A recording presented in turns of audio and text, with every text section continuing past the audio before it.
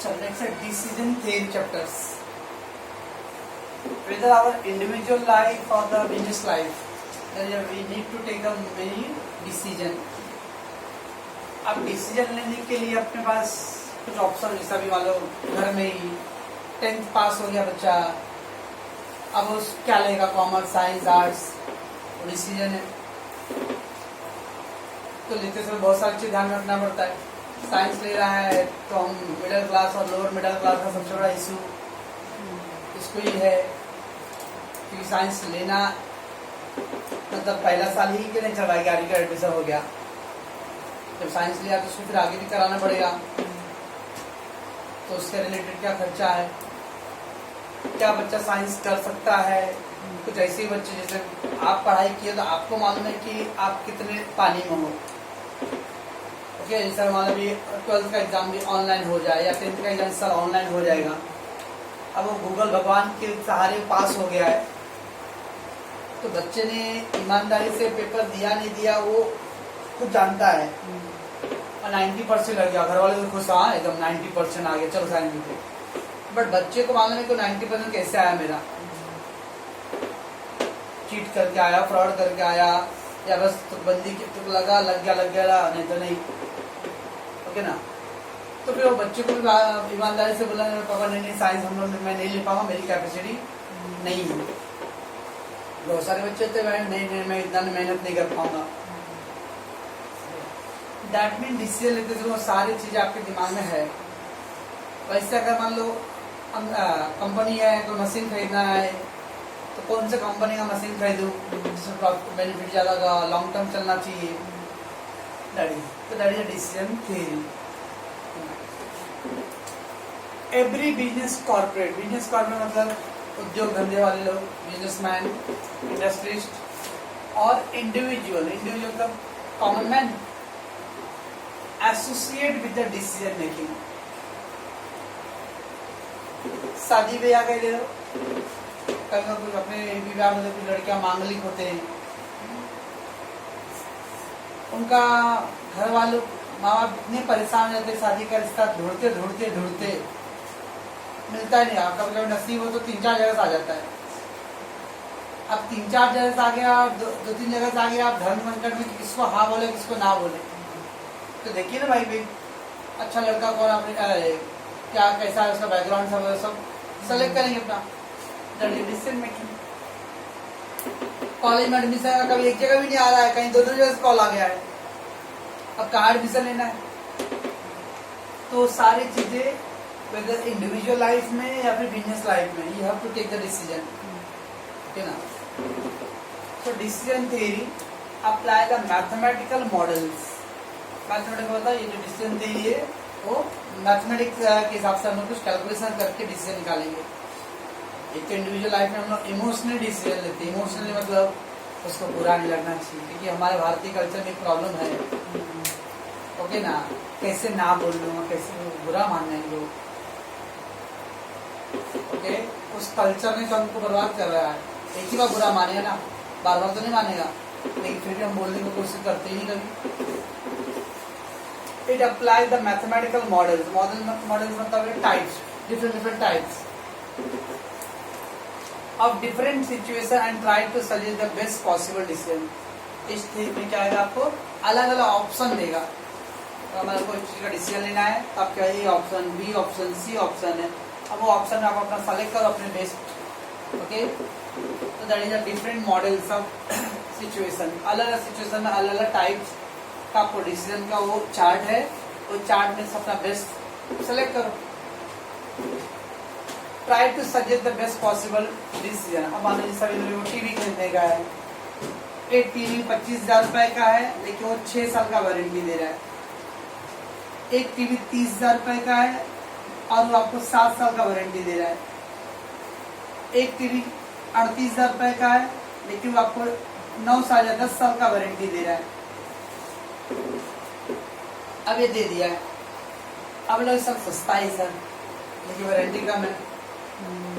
ये महंगा है, लेकिन आपको 4 साल एक्स्ट्रा वारंटी दे रहा है, ओके ना। तो कैसे आपको डिसीजन लेना है, ओके। कभी कभी दुकान पे जाते, कपड़े की दुकान पे एक कपड़ा देगा तो लेके आ गए, जैसे बड़े बड़े शोरूम और मल्टीप्लेक्स में, मतलब क्या मतलब शोरूम या मॉल में वो लोग ब्रांडेड कपड़े का बोलते हैं इसका अंकल और कोई कलर है क्या, नहीं नहीं इसमें एक एक पीस आता है, नो कलर। हम चुपचाप प्यार से लेके आ जाते हैं। और छोटे छोटे दुकान में अगर और कलर दिखा, वो 5-6 कलर दिखाता है, तो हम और कंफ्यूज कौन सा लिया।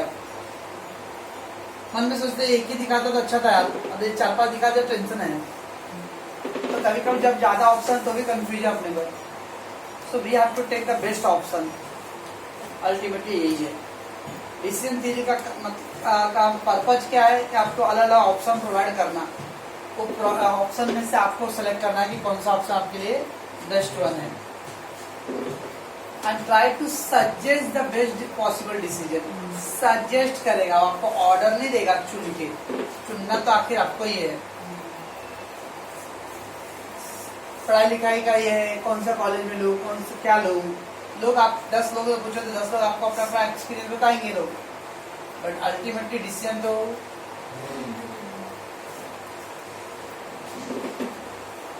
so they will suggest only, they will not give the order, और ना तो आपकी तरफ से सेलेक्ट करेंगे डिसीजन को। तो डिसीजन थ्योरी क्या करता है, they providing the different situation में डिफरेंट टाइप्स का आपको डिसीजन लेना, and you need to select the best decision. The model that's the types in the decision making theory help to selecting the optimal मतलब the best, optimal decision मतलब best decision from the different option. तो आपके पास 2 अलग option है, उसमें अपना best option select करो, which are available. इस थ्योरी का काम क्या, आपको अलग अलग ऑप्शन प्रोवाइड करना। ना कोर्स ऑफ एक्शन और स्टेट्स ऑफ नेचर, 2 वर्ड है, course of action, state of nature.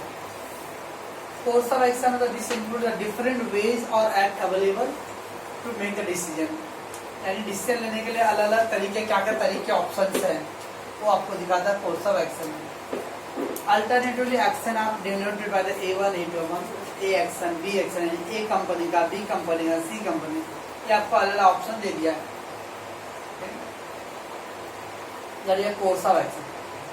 अब state of nature, it represent the all event which can be occur in the future.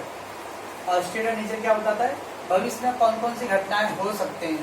मान लो मीन्स अगर मैंने A1 लिया तो A1 लेने से मुझे क्या मतलब, मान लो जैसे 6 साल का वारंटी दिया है, मशीन है चलने को 6 साल या 16 साल भी चल जाएगा, और अगर नहीं चला तो कभी 1-2 साल में ही खराब हो जाएगा, ठीक है ना। LED बल्ब पे आजकल लिख के देते ना, 1 साल का वारंटी, LED बल्ब पे लिख के देते, कभी कभी 2-3 साल भी चल जाता है, तो अगर 3-4 महीने में खराब जाके बोलना पड़ता है। तो ऐसा है आपको पॉसिबिलिटी, अब मान लो ए लिए उसकी ये पॉसिबिलिटी है, ये पॉसिबिलिटी हो सकता है 6 साल से ज्यादा चलेगा, हो सकता है 6 साल से कम भी चलेगा, या हो सकता है 6 साल का एग्जैक्टली चल गया रहेगा, 3 पॉसिबिलिटी। वैसे बी का है, ओके। तो इस तरह से स्टेट ऑफ नेचर क्या बताता है, फ्यूचर में क्या हो सकता है। अगर मैंने प्रोडक्ट बी को सेलेक्ट किया, प्रोडक्ट सी को सेलेक्ट किया, कोई भी डिसीजन लेता है क्या करंट को देख के, फ्यूचर के हिसाब से, भविष्य को देख के हमने डिसीजन क्या आगे होने वाला है, okay. It can be denoted by S1 S2 S3। बहुत लोग घर में ओल्ड पेरेंट्स है, मतलब वो बॉम्बे में ज्यादा इन्वेस्ट नहीं करते घर में बनाने, चलो भाई चलो कैसे भी रहने के लिए है, ठीक है, अपने गांव में घर बनाते हैं अच्छे से गाँव, क्योंकि उनका सोच रहेगा कि बॉम्बे में फ्यूचर है नहीं, जीना मतलब अपने गाँव में फिर है, यहाँ पे इन्वेस्ट करके क्या मतलब। कुछ लोग छोड़ना गाँव में क्या, आप यही जीना मरना अपनी जिंदगी है, इन्वेस्ट करते हो उसका थिंकिंग उनका। So that is all about. ये क्या दिखाता है आपको, अलग अलग ऑप्शन दिखाता है, और ये क्या दिखाता है, वो ऑप्शन लेने पे फ्यूचर में क्या हो सकता है। अब आप अपने फ्यूचर के हिसाब से घटनाओं को देख के आप अपना बेस्ट ऑप्शन सेलेक्ट करो। ऑप्टिमम डिसीजन क्या था, ऑप्टिमम मतलब ऑप्टिमल कोई वर्ड से बना, ऑप्टिमम मतलब best decision is selected to maximize the profit और मिनिमाइज द कॉस्ट। हर कोई चाहता है मैं डिसीजन ऐसा लूँ जिसमें फायदा मेरे को maximum profit, maximize the profit, खर्चा क्या हो मिनिमम, मिनिमाइज द कॉस्ट, तो कॉस्ट कम हो प्रॉफिट ज्यादा हो। सो पे ऑफ टेबल, अब जब ये जो कोर्स ऑफ एक्शन था, कोर्स ऑफ एक्शन मतलब अलग अलग ऑप्शंस, स्टेट और नेचर क्या बता रहा है कि कौन से ऑप्शन का फ्यूचर में क्या हो सकता है, इन दोनों को मिला के मैं जब एक चार्ट बनाता हूँ तो उसको वर्ड बोलते हैं पे of table. If all the course of action are considered among all the possible state of nature, so each combination is called a payoff table। उसे उस टेबल को बोलते हैं।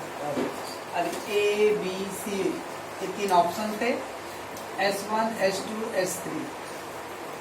अब मान लो इसका दिया 0.20%, 0.30, 0.60, 0.5, 0.90, 0.1, 0.3, 0.6, 0.8 ऐसा दिया। मान लो दिया है सक्सेस रेट किसी भी चीज का, अगर कौन सी करा रहे, अब सबसे ज्यादा किधर दिख रहा है, 0.90 दिखा रहा है। इसका मतलब मुझे टाइप बी का एक्शन लेना चाहिए, और कौन से स्टेट ऑफ नेचर को, H2 का, जहाँ पे मुझे ज्यादा सक्सेस मिल रहा है। अगर मान लो आपने सक्सेस वाला सिस्टम में ज्यादा ले लिया, ये बता रहा सबसे फेल्यूर बता रहा, फेल्यूर मतलब कि आपका डिसीजन रॉन्ग हो सकता है। हम क्या चाहेंगे, शुरू में डिसीजन लेते से अगर मुझे मालूम पड़ा कि 90% फेल होगा तो मैं लूँ, जिसमें चांसेस फेल होने के कम हो तो मैं लूंगा, किसमें कम है एकदम 0.1। तो इस तरह से डिसीजन लेते समय अलग अलग ऑप्शन, कोर्स ऑफ एक्शन और अलग अलग फ्यूचर की क्या नेचर होता है, इवेंट्स, कौन कौन सी घटना भविष्य में हो सकता है, तो उसको ध्यान में रखते, दोनों को ध्यान में रखते उसको वर्ड बोलते हैं पे ऑफ, और उस चार्ट को क्या बोलते हैं, पे ऑफ टेबल। ओके, ये था पे ऑफ डिसीजन मेकिंग थ्योरी का पहला introductory part. Decision making theory आपको क्या प्रोवाइड करता है, डिफरेंट ऑप्शन देता है अलग अलग सिचुएशन के लिए, and we have to select the best decision to maximize our profit and minimize our cost। okay, और कीजिए types of decision making criteria, criteria में बेसिस, किस बेस पे आप डिसीजन लोगे। तो types of decision making criteria, criteria mean the basis, आधार। तो डिसीजन लेने के 4 टाइप्स है, उसके बेस है। पहला अंडर सर्टेनिटी, मीन्स कितना कोई चीज सर्टेन, जैसा अभी मैंने आपको एग्जांपल बोला, मैंने एक में 0.9 लिया, एक में 0.1 लिया। अब 0.9 लिया तो उसमें चार्ट था सक्सेस रेट, सक्सेस रेट यानी कि कोई भी डिसीजन लिया तो कितना चांस है कि वो सफल होगा मेरा डिसीजन। तो कोई भी क्या चाहेगा, सक्सेस हाई रेट लेगा कम रेट लेगा, हाई रेट लेगा, तो इसलिए। और दूसरा पॉइंट बोला गया वो चार्ट था फेल्यूर रेट के बारे में, तो कोई भी चाहेगा वो डिसीजन जिसमें फेल्यूर होने के चांसेस कम हो। तो ऐसे 4 अलग पार्ट। पहला है अंडर सर्टेनिटी, कितने सर्टेन है कि अनसर्टेन है, एक। दूसरा अंडर अनसर्टेनिटी, सर्टेन यानी निश्चित कहा वो डिसीजन ले रहा था वो काम हो जाएगा। और अंडर अनसर्टेनिटी मतलब कितने % चांस है कि काम होने के चांस है या नहीं, डाउटफुल है, अनसर्टेनिटी। एक से अंडर रिस्क, कितना रिस्क इन्वॉल्व है उस डिसीजन में। और एक होता अंडर कॉन्फ्लिक्ट, कॉन्फ्लिक्ट बता रहे क्या बोलते हम लोग, मैं डिसीजन ले रहा हूँ लेकिन क्या वो डिसीजन से सामने वाला एग्री है कि नहीं है। डिसीजन आप तो ले रहे हो लेकिन क्या वो डिसीजन सभी लोगों को मंजूर है, क्योंकि नॉन डिसीजन, कॉन्फ्लिक्ट, नोकझोंक, तकरार, विरोधाभास। अगर आप डिसीजन ले रहे हो तो आज चार्ट बनाने का, हाँ मैं आज ये डिसीजन लूंगा उस मीटिंग के अंदर, तो मुझे ये भी मालूम है कि डिसीजन में कितने लोग मेरे को सपोर्ट करेंगे और कितने लोग सपोर्ट में नहीं रहेंगे। That is called under conflict. Okay ना, जैसे NRC CA का मुद्दा आया था अप्रैल में, ओके, तो बहुत सारे लोग पढ़ेंगे ना, बहुत सारे मुस्लिम लोगों को मिर्ची लगा हुआ था, तो क्या हुआ, कौन लेगा, कई लोग सुनते होंगे शायद। सुनने दो ना, तो मैं डरता हूँ क्या? ऑनलाइन चल रही क्या? मेरी क्लास हो रही है, भेजता हूँ ना मैं, आपके लिए सुने तो सुने। तो दैट मीन्स क्या है? कॉन्फ्लिक्ट। जब डिसीजन लेते हो तो आपको ये भी पता है कि इसकी कितने विरोध में होने के चांसेस हैं। बट अगर ले लो एग्जाम्पल, मेरे को मानो उस डिसीजन में मैं 80% सपोर्ट देंगे और 20% विरोध करेंगे, तो 80% मेजोरिटी लोग मेरे सपोर्ट में आएंगे तो मैं वो डिसीजन लूंगा। लॉजिक है। अगर लेकिन उल्टा हो जाए, 80% के खिलाफ जाएंगे और 20% खाली सपोर्ट में आएंगे, तो मुझे पागल कुत्ते ने काटा कि मैं डिसीजन लूंगा। मैं नहीं लूंगी, मेजोरिटी लोग उसके खिलाफ होगी। That is simple. So under conflict ये 4 पॉसिबिलिटी का डिसीजन लेते समय ध्यान रखना। एक होता है under certainty.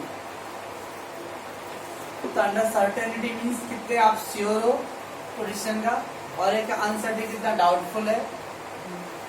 Secondly how much the risk involve उसके अंदर, और एक होता है डिसीजन लेते समय आपको कितना सपोर्ट मिलने वाला है। लकीली अपने जो सिलेबस में आएगा जो डिसीजन का फार्मूला, वो खाली ये 2 का है, एक अनसर्टेनिटी का और एक है रिस्क इन्वॉल्व का। ये 2 नहीं है। Okay, that is our syllabus. तो देखते हैं हम लोग ये 2 से रिलेटेड कुछ फार्मूला है, अनसर्टेनिटी और रिस्क का। ठीक है, और कीजिए। चलो, तब जो सिलेबस में तो 2 ही पार्ट है, एक है अंडर अनसर्टेनिटी और तीसरा क्या था? रिस्क वाला है। सेकेंड थर्ड वाला है ना अपने यहाँ। चलो अभी देखते पहले अंडर सर्टेनिटी में अलग अलग फार्मूले है, और 4 या 5 फार्मूला आपको रहेंगे। तो फार्मूला है, ये कैसा फार्मूला है? मैक्सिमीन क्राइटेरिया। क्या है मैक्सिमीन क्राइटेरिया? अब क्राइटेरिया पद्धति, बेसिस, आधार, मैक्सिमीन। अब मैक्सिमीन क्राइटेरिया देखो 2 वर्ड है, मैक्सिमम और मिनिमम, 2 वर्ड इसमें है। ठीक है ना? ऑब्जेक्टिव टाइप पेपर आने वाला है, तो ये फार्मूला दिया किसने? तो formulated by the Abraham walled. Maximum criteria है फॉर्मुलेटेड और given by dash professor Abraham walled. Okay, इसलिए इसका नाम पड़ेगा वो ज्यादातर जो जैसे वही 10वीं पढ़ते थे न्यूटन लॉ, क्या नाम, डोबेराइनर का त्रिक नियम, मोस्टली की आवर्त सारणी, मत याद दिलाओ सब न जाने कहाँ चले गए। तो वैसे ही जिस आदमी ने बनाया रहेगा उसके आधार पे भाई, लेकिन ना तो Wald Abraham, it is also called as Waldian criteria. Wald सरने में, चलिए वाल्डियन क्राइटेरिया का ऑब्जेक्टिव टाइप के साथ आएगा। Maximum criteria is also called dash Waldian criteria. Maximum criteria given by the dash professor Abraham Wald. Sir आप याद करके हम लोग को क्या टेंशन? सेलेक्ट, इसमें क्या है वो वर्ड है मैक्सिमीन ना, हमेशा वर्ड का दूसरा वर्ड आप पहले देखने का वर्ड मैक्सिमीन है, उसका पीछे वाला देखो, पहले मीनिंग। हमको जो भी ऑप्शन दिया रहेगा ना उसमें सबसे मिनिमम चीज जो मिनिमम वैल्यू रहेगा वो सेलेक्ट करेंगे। मान लीजिए सभी 40, 50, 60, 30, 20, 10, 50, 90, 35, 48, 5, 100 ये दिया। अब सक्सेस में मिनिमम क्या है? 30, इसमें मिनिमम 10, इसमें मिनिमम 5 हो गया। अब सब में मैंने मिनिमम सेलेक्ट कर लिया। अब इन तीनों में मैक्सिमम कौन है? 30। पहले मिनिमम सेलेक्ट करते हैं, बाद में फिर उनसे जो आंसर आएगा उसमें मैक्सिमम, उसके वर्ड होते हैं मैक्सिमम क्राइटेरिया। हमेशा वर्ड के पीछे वाला पहले पकड़ने हैं। पहले मिला अगला आएगा मिनीमैक्स। अब मिनीमैक्स में क्या करेंगे हम लोग? पहले मैक्सिमम लेंगे फिर उसके अंदर मिनिमम। इधर मैक्सिमीन है, मैक्सिमीन में तो मैक्सिमम एंड मिनिमम ना, पहले मिनिमम। तो सब में पहले हम लोग मिनिमम सेलेक्ट कर लेंगे। सब में जो लोएस्ट आएगा वो ले लो, लोएस्ट एरिया। अभी जो आंसर आया उसमें फिर मैक्सिमम, तो मैक्सिमम जो है 30। Select minimum pay of for the each course of action. सबसे पहले क्या करेंगे? मिनिमम सेलेक्ट करेंगे। फिर जो आंसर आ गया रहेगा उसमें से क्या करेंगे, मैक्सिमम लेंगे। Then select maximum value from this minimum pay off, जो मिनिमम आया रहेगा उसमें से फिर अब क्या सेलेक्ट करेंगे, मैक्सिमम। और अब ये 30 आ गया। It indicate the best out of this worst selection. हमने सबसे कम वाला लिया, कम वाला लिया मतलब हमने सबसे खराब वाला चुना, और खराब वाले में भी सबसे अच्छा कौन है। मिनिमम लेने का मतलब आपने सारे डिसीजन में सबसे खराब को सेलेक्ट किया। अब सब गधों में आ रहे सब गधे, उसमें से अपने घोड़ा सेलेक्ट करना है। अभी वो कुलाली 11 में 80+ वाले का एडमिशन ले लेंगे, भवंस 85 वाले को एडमिशन ले लेंगे, NM कॉलेज 95 वाले को ले लेंगे, भानुकर कॉलेज 90 वाले को ले लेंगे। अब ऐसे ऐसे परसेंट वालों को लोगे, अब बारहवीं में उन लोगों को 80-90 नहीं आए तो क्या मतलब है।